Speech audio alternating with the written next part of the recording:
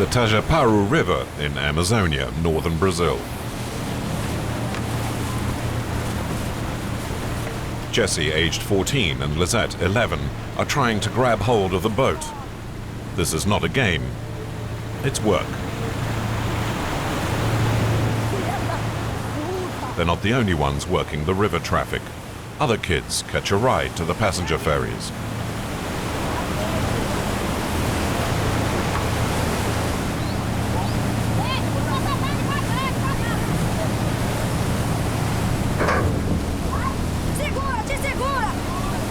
Take care.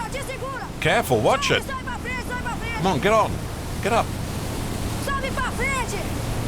Get on in front. Just below them, the ferry's propeller. Push there, this way. Come on.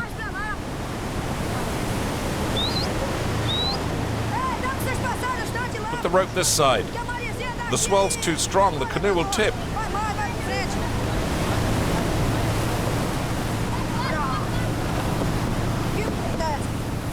Oh, I'm not going to let it go under.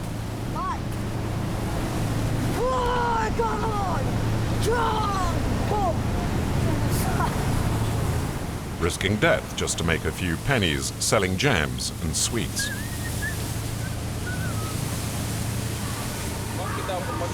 How much for the palm sweets? 2 reals. Are they any good? Did you buy them or make them yourself? Oh, I brought them up river. No, they're not rotten, are they? No, they're good. They've got preservatives.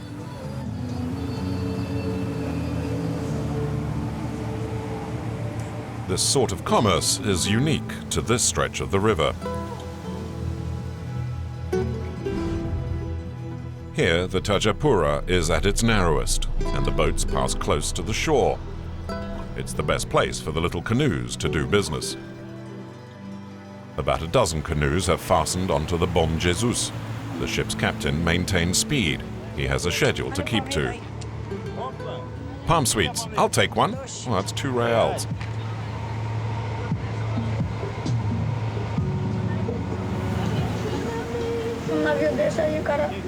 Well, ships this size, it's a dangerous business going alongside. They're huge. And they move very quickly. But it's how we earn our daily bread, make our living.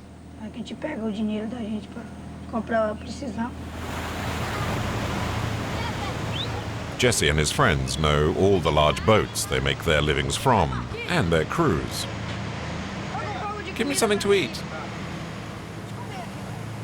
On board the Bom Jesus, there's always some food put aside for the river kids.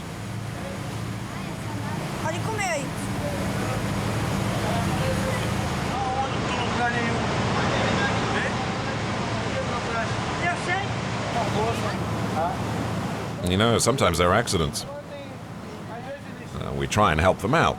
You know, keep an eye out for them, make sure they're okay. Some of the kids who climbed on board are very young indeed, something that worries Captain Santos. I keep a list of all the children's names. There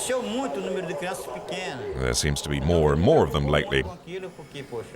In fact, there's so many now, especially little ones, less than 6 years old, on their own. I let the authorities know about them, because it's very, very dangerous what they do. Especially at night time. I tell them not to do it at night. By day, it's okay. It's fine. Under Brazilian law, the river captain is responsible in case of accidents. Hey, be careful! Take the rope from the middle. Tie it up. That's it. Come on, okay. Let's go now.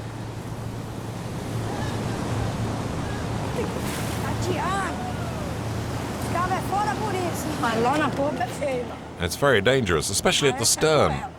It's treacherous. It's scary. I'm usually in a cold sweat.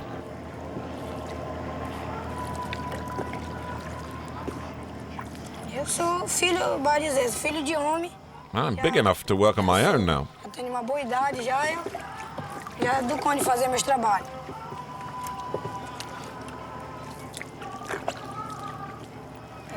I lost one pot of palm sweets. but I sold 3. Três potes. He can neither read nor write, but Jesse knows how to count his profits. R$6. 7 reals. About $3.50, a small contribution to his family's income. Jesse's the youngest of 12 children. His mother, Benedicta, who's almost 60, wakes him each morning.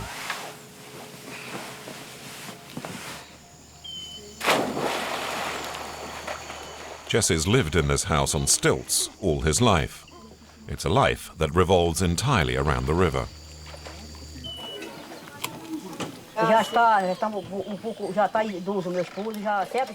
My husband's too old to work now.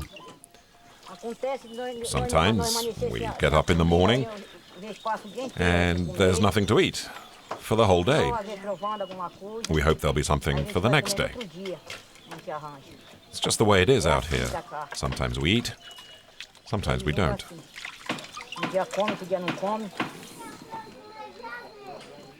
It's a large family, 12 adults and 16 children. The kids could swim before they could walk.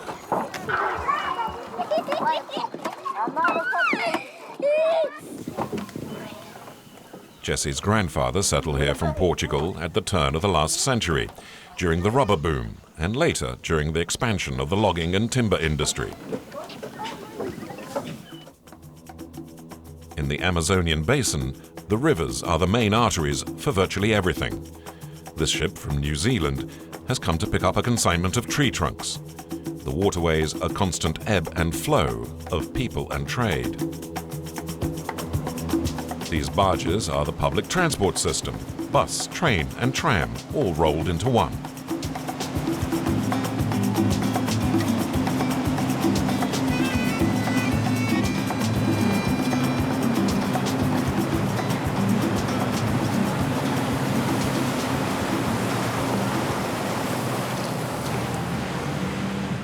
The hardest ships to get onto, though, are the passenger ferries.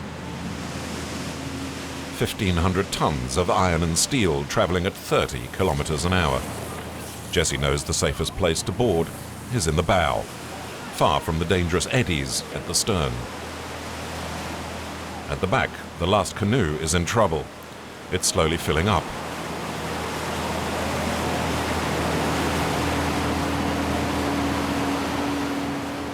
The father paddles furiously as his son desperately tries to scoop out the water. In the end, they dive out to prevent the canoe from sinking. The most important thing is to save their merchandise.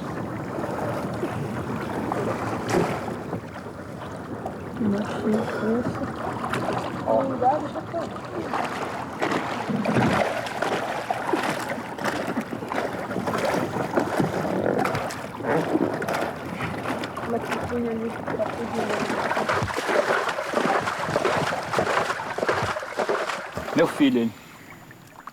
It's my son's fault. He wasn't listening to me and didn't scoop the water out as quickly as he should have.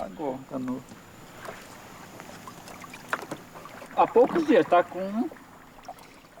only been doing this for about 2 months. Before, I was in the timber business in the jungle.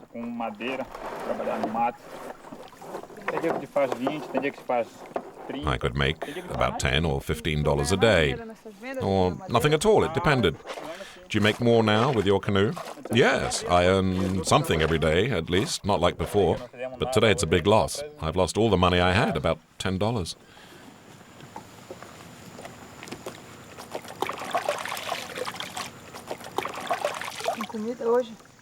Have you eaten today? No, nothing at all. And the money I had for shopping is now at the bottom of the river.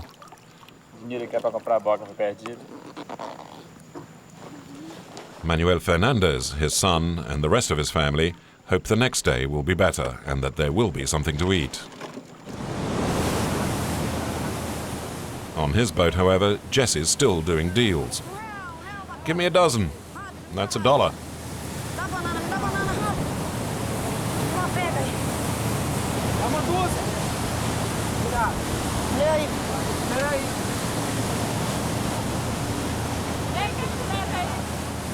I've got bananas, icupis, passion fruit, and palm hearts.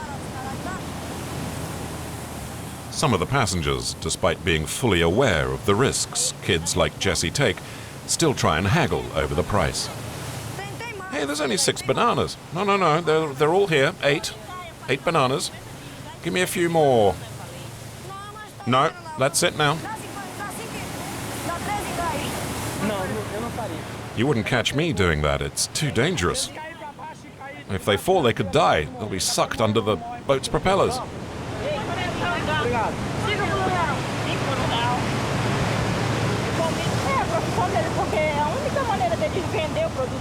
It's their work.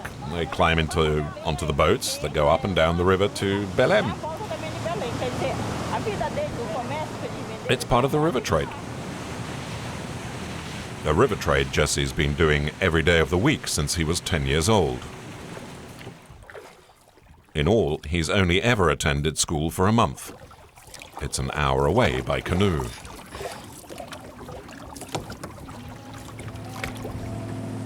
Fazer reflorestamento, plantar novas árvores, para quê? Para elas substituírem as árvores que foram derrubadas. Estão entendendo? Existe uma dificuldade muito grande. There aren't enough canoes around here. That's what the grown-ups say. That's why the kids don't come to school. Other kids have to work the boats in order to make enough to feed themselves or buy clothes, so they don't have time to go to school. Eu gosto de vir para aula, mas vim todo dia. You should go to school every day. If you only go once or twice a week, it's not worth it. May as well not go at all. But listen, studying is important. It opens the door to so many things.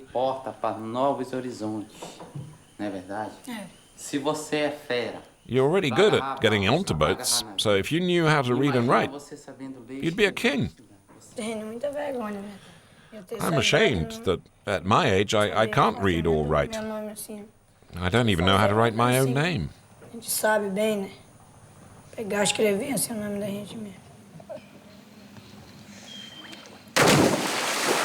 Instead, Jesse's school is the river and the jungle.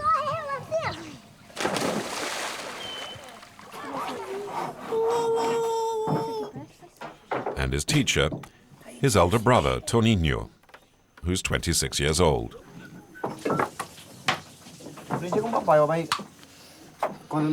My dad taught me how to make cartridges. Now I'm teaching Jesse. I never wanted to live in town.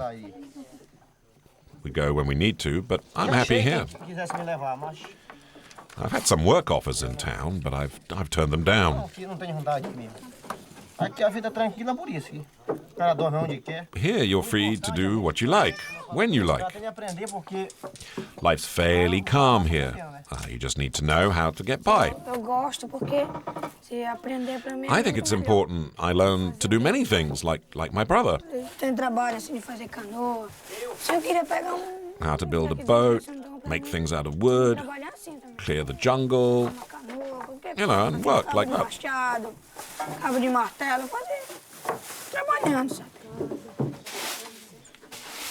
Jesse's family has always preferred life along the river, living off the river trade and hunting.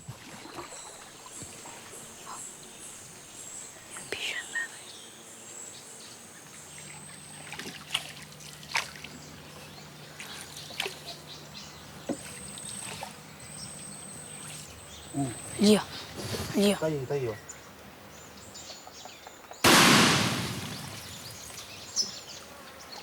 Você vê como o cara é bom de pontaria? Ó. Espia bem na cabeça, só na cabeça. He got him right in the head, right where he was aiming. Foi na cabeça. É comboio o nome dela. Essa marca de cobra que morde o cara.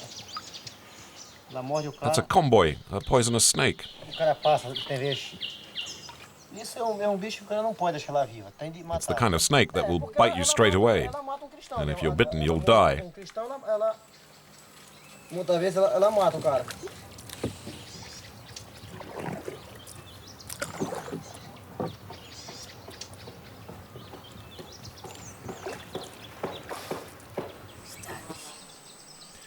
over there somewhere, look.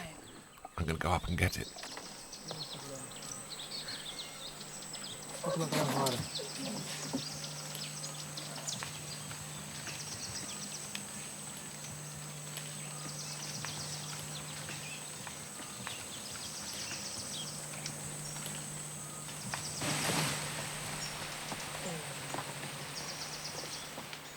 Opa, tem.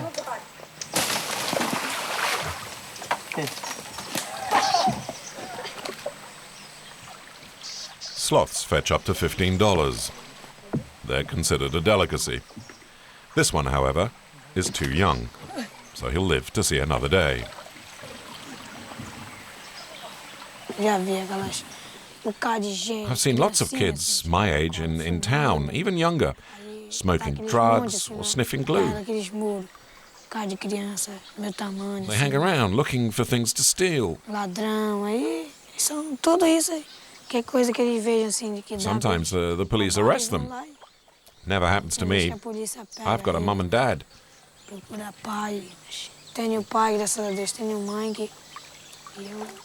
And God keeps me on the right path.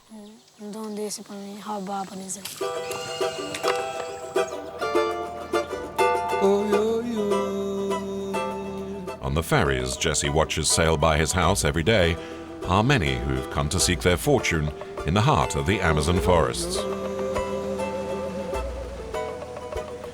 This elderly man is Ulysses, and he's happy to tell anyone who cares to listen about a treasure hidden in the depths of the jungle.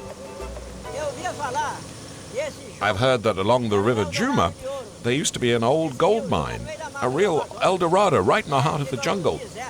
I heard so much about it, I decided to go and look for myself. The story spread rapidly and was soon front-page news. All of which led to the biggest gold rush in Brazil for more than 20 years. To get there, thousands of miners hitched a ride on the boats that head deep into the jungle. It's a dangerous journey.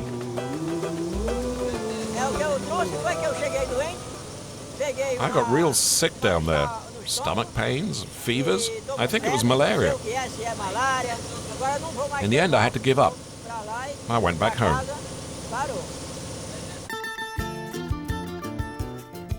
To find this El Dorado, it's a matter of leaving the Tajapuru and heading upriver along the Amazon into the heart of Brazil. 20,000 people live in Apuí, a town built up around a few paved roads in the middle of nowhere. 3 months ago, no one had ever heard of it. But then gold was found in the jungle about 80 kilometers away. Since then, at least 10,000 prospectors have passed through Apuí on their way to El Dorado. Two of the latest newcomers are Amerigo and Big Yuze. Field laborers, they've left behind wives and children to travel the 2,000 kilometers it's taken them to get here. Our hope is to strike gold. Yeah, find gold and get rich.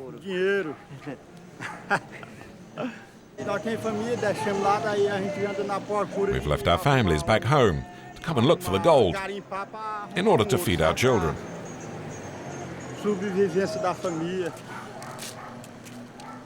To finance their gold fever, Amerigo and Yuze have sold up all their belongings back home.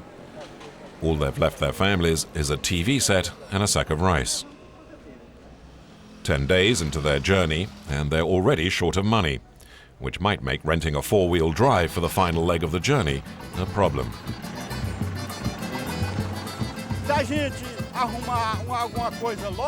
If we strike it lucky quickly, then we're heading back home ASAP. If it takes longer, it takes longer. We've put what money we had towards this trip, and we've left our families with nothing.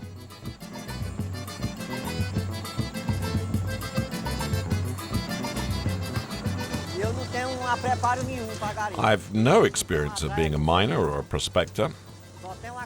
I just trust in my courage. That's all I've got. Looking for gold is a real adventure. We've no idea how it might turn out. We're risking everything, including our lives.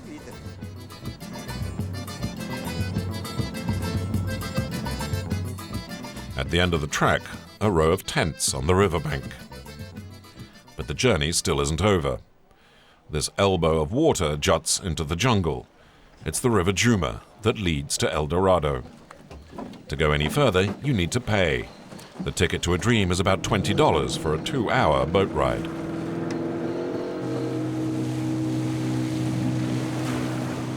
We're nervous because gold mines are dangerous places. Our families have to be worried about us because we have no means of letting them know how we're doing. They know nothing about what might go wrong in the gold mine, and for that matter, neither do we. After about 20 kilometers, some splashes of color begin to show through the dense jungle. Here finally is the El Dorado of so many dreams. To the adventurers, the place looks like a slum.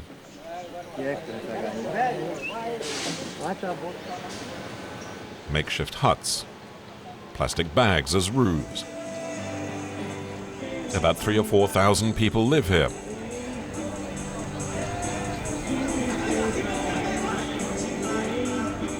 It's a small town that sprung up, complete with bistros, businesses, a hairdresser, and even a dentist.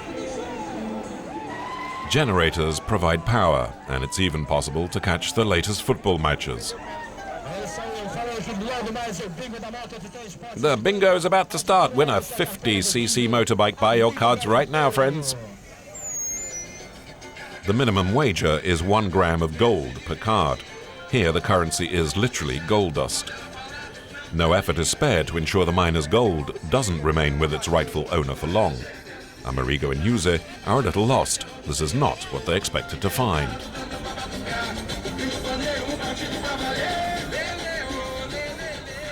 There's even a large food store, where almost anything, it seems, can be bought for about double its normal price. The owner, Mercedes, took the gamble of coming here, and she's making the most out of it. Jams, thermos flasks, drinks. I sell a lot of those. Sweets sell well too.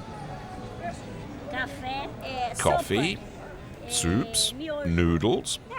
Even radios get sold.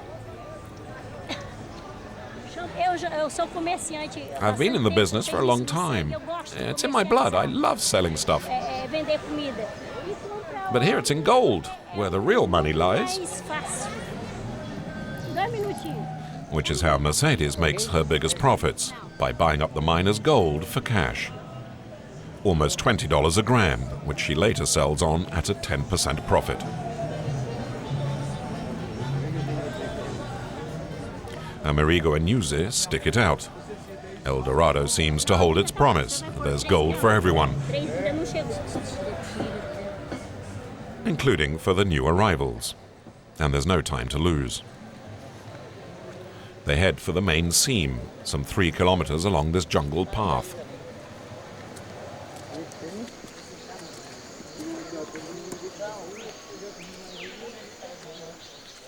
The whole forest seems to have been turned into a building site, with huts and holes scattered everywhere.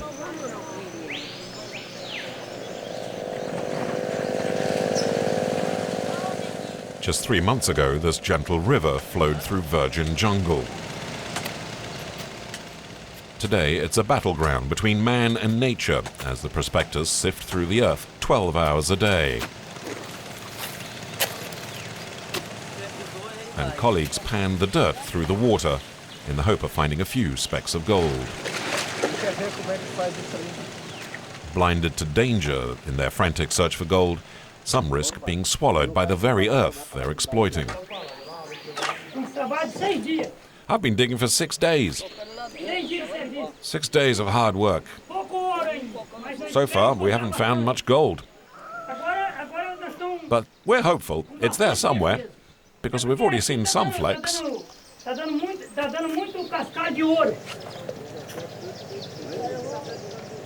The scenes around them shake Yuze and Amerigo's dream of riches. My first impression is that there's a lot of suffering out here. An impression that's soon confirmed as they're repeatedly told there's nothing left for them.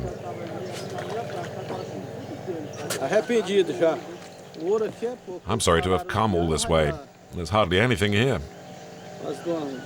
We managed to find some work, but it's just 2 grams of gold a day in pay. That's barely enough to get by on. I'm still hopeful. I've got my faith. If God grants us our health, we'll make it. To survive in this jungle, you need to be well off. Food is twice as expensive here as in town. At almost $4, this meal might be the last they can afford. In the restaurant, a video endlessly repeats the news reports that sparked the gold rush across Brazil. Uma equipe de TV chega pela primeira vez ao lugar onde acontece uma nova e espetacular corrida do ouro, bem no coração da floresta amazônica. Ouro bruto. Ouro que brota de novo Eldorado no meio da selva. Amerigo and Yuzu were among those hypnotized by the pictures of bucketfuls of gold and the false promise of a new El Dorado. Nossa expedição começa no terminal hidroviário de Manaus. Eles fizeram uma propaganda enganada mesmo. Hey, it's a crime what they did. It's dishonest. It's misleading, these reports. Comprou sítio por 20 mil reais, vendeu por 15 mil. One guy out here told me he'd sold his house and left his family because he was sure he'd find plenty of gold. A sua ideia, se você chegar... Hey, you've just arrived. What do you think? Nós chegamos hoje, aí a gente... Yeah, we've just got here. We really need to find work because we've nothing left. Not even to buy food. Yeah, I've been out here for 2 weeks now. I still haven't found any work. I've asked around everywhere, but there's nothing. No one's offering work. We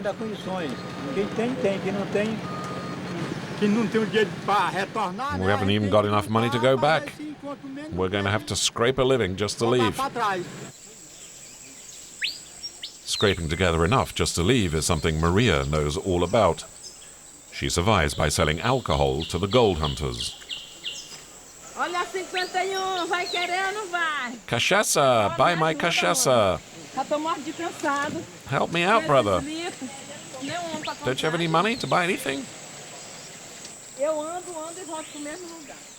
It took Maria just a couple of days to realize the gold mine story was a fake. O anel do dedo tá empenhado. I pawned my wedding ring for about $35 to pay for the journey out here by boat. $35. And now I'm killing myself trying to earn that much to get my ring back and buy a ticket home. Maria was just one of the thousands of people who'd been duped into believing they'd get rich quick because of the TV reports. Now she says it's only the TV that can shatter the illusion it created, that of a river gushing gold. Everyone in Brazil thinks there's gold here, but in fact, there's hardly any. I haven't seen a single gram ever since I got here. Not one. And yet there are some who more than manage to make ends meet. Most are at the far top end of the known gold deposits. It's an area the prospectors have dubbed La Grota Rica, the rich seam. It's where the most gold has been found. 12 people share the production rights. They've created a cooperative, whose authority no one dares challenge.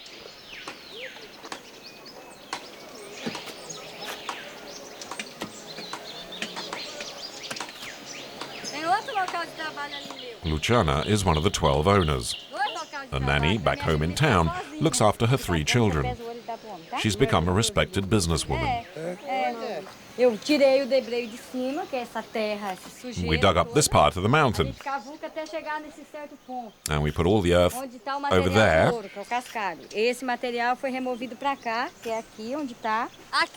And in there, that's where the gold was. Here's the next step. You have to turn the earth, mixing it really well, to make a kind of liquidy paste, which is important before washing and dissolving the earth in the river. That happens in this machine. The gold remains here in the sieve, and also at the bottom down there, because it's heavier than the earth that washes away.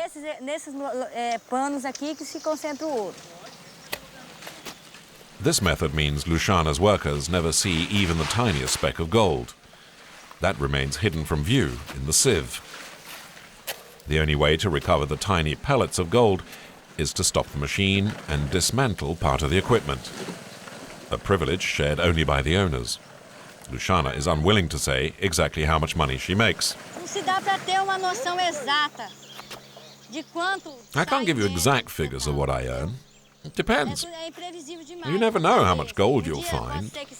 Sometimes it's 10 grams, other times 20, 30, 40 grams. Luciana has been indiscreet. Another owner brings her back in line. Hi, neighbor. They'd like to know all about it, but you have to be very careful what you tell them. This is what you should say. There's hardly any gold here, and we make just enough to be able to eat. But we're hoping for better times in the future. So how many grams did you get today? I don't know yet. I haven't done the maths. Well, tell them you only find 1 gram a day. That's what you make.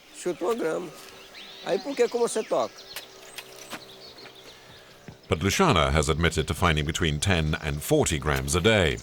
Her neighbor owns the identical size in land, but when asked, admits to only very small amounts of gold. On average, about half a gram, I'd say.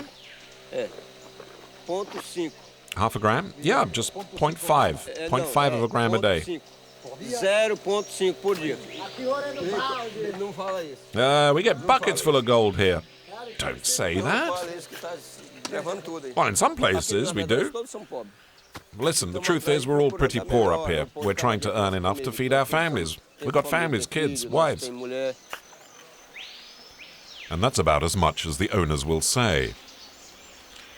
It's obvious some make a decent living, while the vast majority can only dream of riches.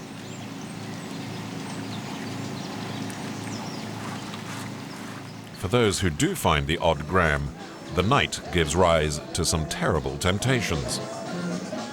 In the camp's bars, a good day's work can disappear in just an hour.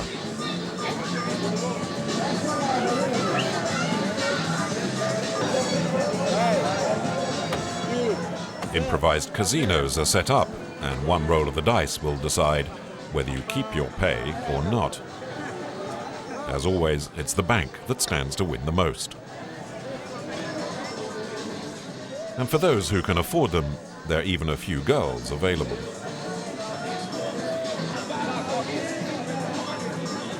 In this ambiance, one name is repeated more than most: Ze Capeta, literally Joe the Devil. It's a name to be respected, if not feared, because Joe the Devil is the local godfather. He lays claim to being the sole owner of the entire gold mining operation. He may look harmless, but make no mistake, the man means business. Each prospector has to pay him 8%, an unwritten rule he knows how to enforce.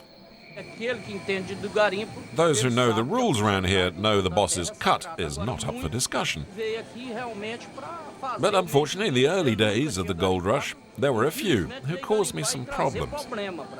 Nowadays, there are no more problems, and everyone pays their cut without fuss, and Joe the Devil talks freely about business. I've made about 4 kilos of gold so far, but if you believe what some say, it should be a lot more. What I read in the press makes me very upset sometimes. They claim I get such and such amount of gold. It's rubbish. Still, I have to admit I'm doing all right. I've been able to buy a small house for my family, something which wouldn't have been possible before.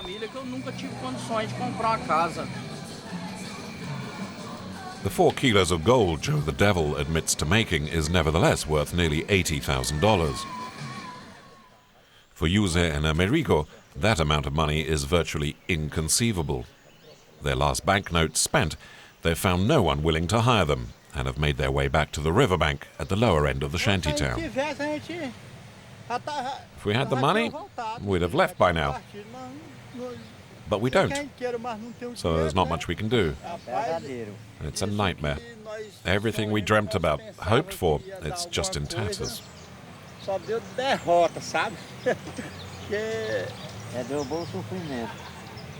were hard up before, now it's even worse. Amerigo and Yuze aren't even close to going back home. Like many others before them, it will probably take them weeks to earn enough to escape the jungle.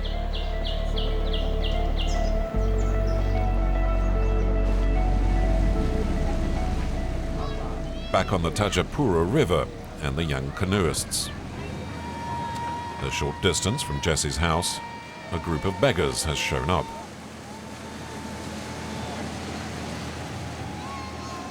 Most of them are kids. Many are less than 5 years old. They're too small to get on board the passing ships, so to attract their attention, they shout. It's for the kids down there. Oh, look how small they are in the canoe. It's for the little canoes over there. It's clothes. You're throwing them down some food? No, just clothes, but sometimes we give them food or clothes. I prepare the sacks for the kids beforehand.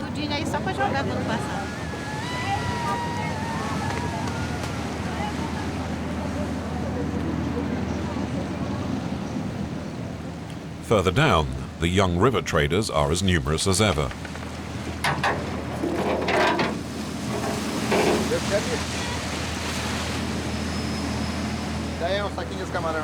Okay, give me some shrimps.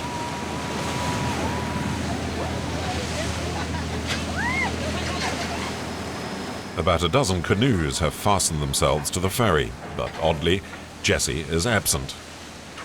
It's unlike him to miss the opportunity to make a few reals.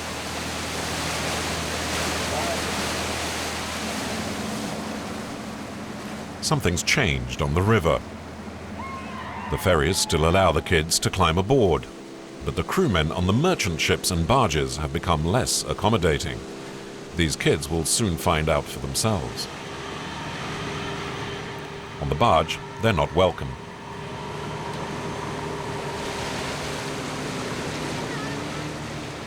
No chance of selling anything here. And for some of the crew, the kids don't cast off quickly enough. One man even threatens to cut the ropes that tether the canoes. Ah, you chicken! You see how he cut the rope? He was scared of us, that guy up there. No, it happens a lot. They don't want us to tie up alongside. It's dangerous. But we do it anyway. We're not scared of them. They might insult us, but we answer them right back. I feel like smashing them with my paddle.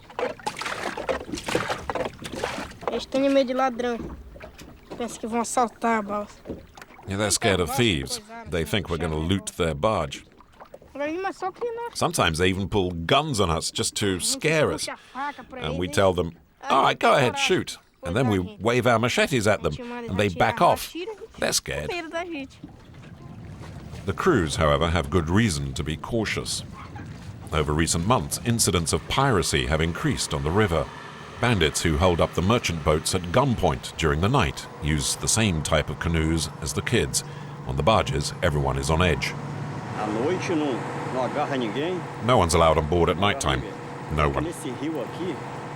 Nighttime on this river is dangerous. There have been a lot of hold-ups. So we can't be sure who's in the small canoes these days. I've had friends who've been robbed on their boats right here, on this stretch of the river. Some people have even been killed. God is our only protection. We're scared, but we've got to work. On the banks of the Tajapuru, Jesse's family is in mourning. The youngster was shot and killed a few weeks earlier by the captain of a river barge. For Jesse had turned to crime and become a pirate himself. He was killed trying to hold up a barge at gunpoint.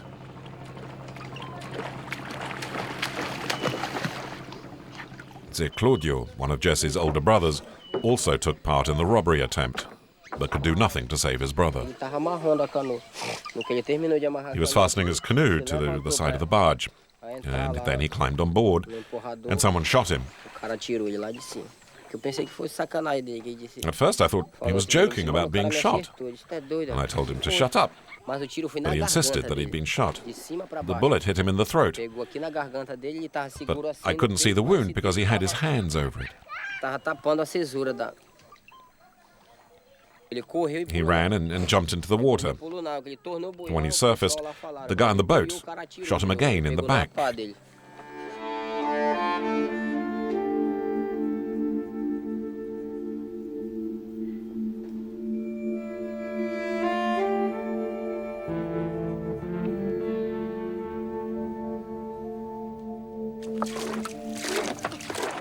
His family knew that Jesse had become a criminal.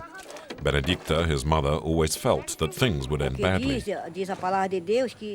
God had warned us this would happen to our family. It was a prophecy, and I trust in the word of our Lord.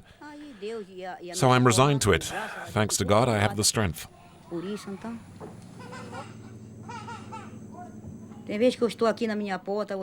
Sometimes I stand in the doorway and look at the barges that go by. And then I pray to Jesus to protect the little children that tie up alongside the boats. May God prevent what happened to my boy from happening to the other children. Everyone on the river is marked by Jesse's death. The youngsters have made a habit of visiting Jesse's grave in the riverside cemetery.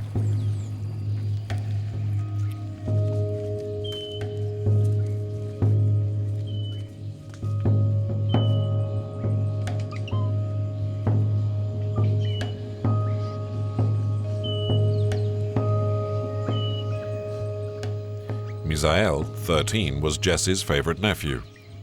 He's taken over now, along with his brother Simiel and his cousin Claudio, both aged 12. He was always good to us. He used to give us a few coins whenever he could. He taught me how to tie up alongside the boats. I used to go in the canoe with him, and he taught me how to attach the ropes on the tires along the hulls of the ships. And I slowly learned how to do it. He taught me as well. He used to buy stuff for me, clothes, that sort of thing. He was my favorite uncle.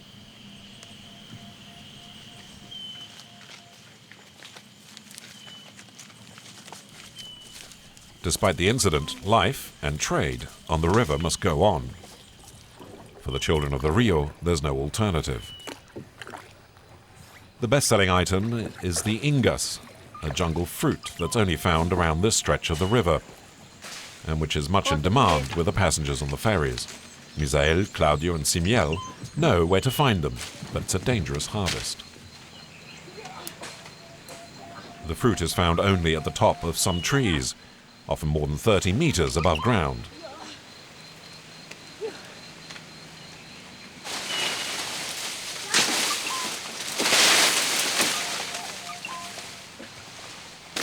Four ingas sell for 1 real, barely 25 cents.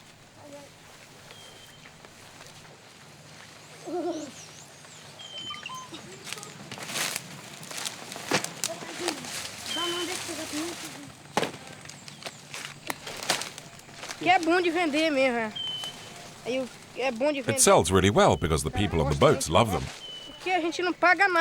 They cost us nothing. We just have to climb up and pick them. It's one of the gifts from God. They're for us to pick and sell, and for the animals like monkeys to eat.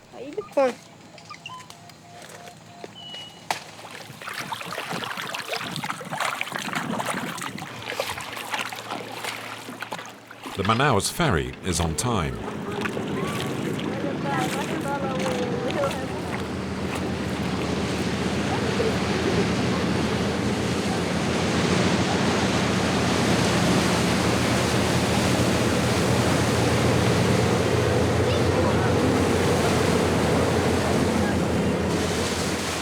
The kids have to rush because the boat is fast. With each passing minute, they are swept further and further from home.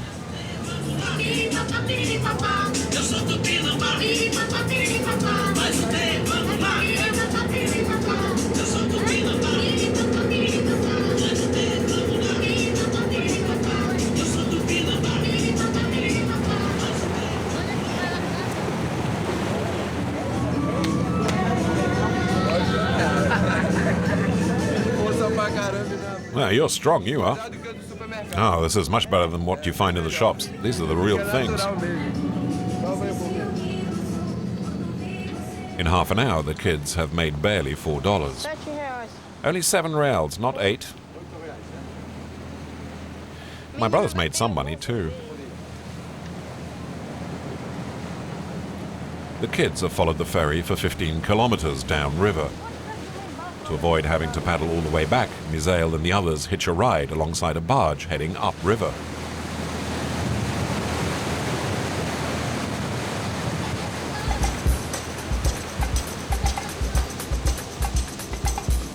The crew knows the kids, and they're free to ride along on the impromptu water taxi, which saves them 4 hours of paddling.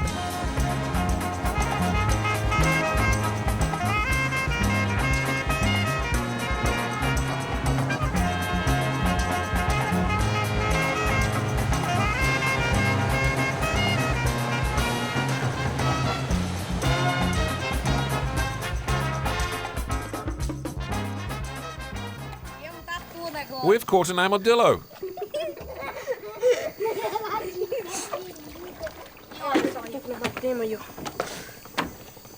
The armadillo is a welcome surprise. Misael hadn't spotted one for more than a year. It must weigh about 10 kilos. When it's boiled, all this dark part and the shell will come off.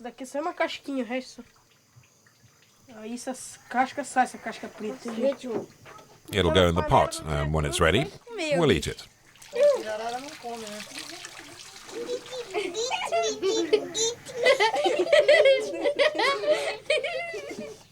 It's a rare treat for the kids, because meat of any sort is luxury in these parts. They enjoyed the hunt. They managed to kill an armadillo without a gun. Sem espingarda, sem nada, mataram tatu. There's more than enough for the whole family, even though there's 11 of us. There's a lot of meat on an animal like that.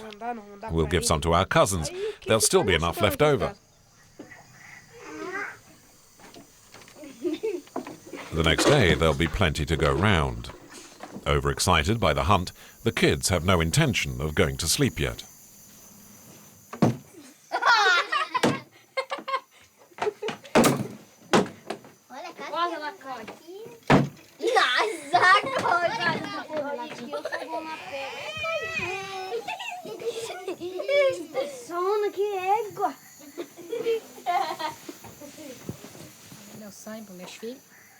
What I hope for my kids? Well, that one day they'll have a better life and no longer have to work the boats. They spend all the day on the river, and I'm worried sick about them. I really want them to have a better life than this.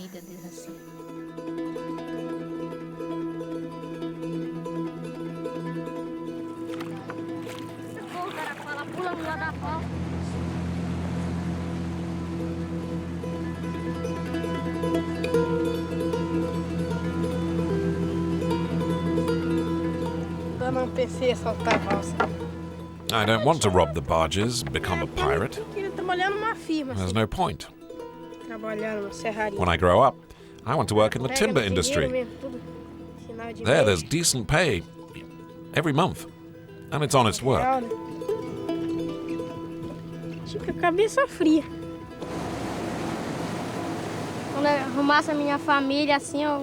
Me, when I've got my own family, I want to be a footballer. Just like Zidane, and score lots of goals. I'll be the best, and be able to help my family out. Me too. I want to work when I'm big. Work on a boat. I'll be captain.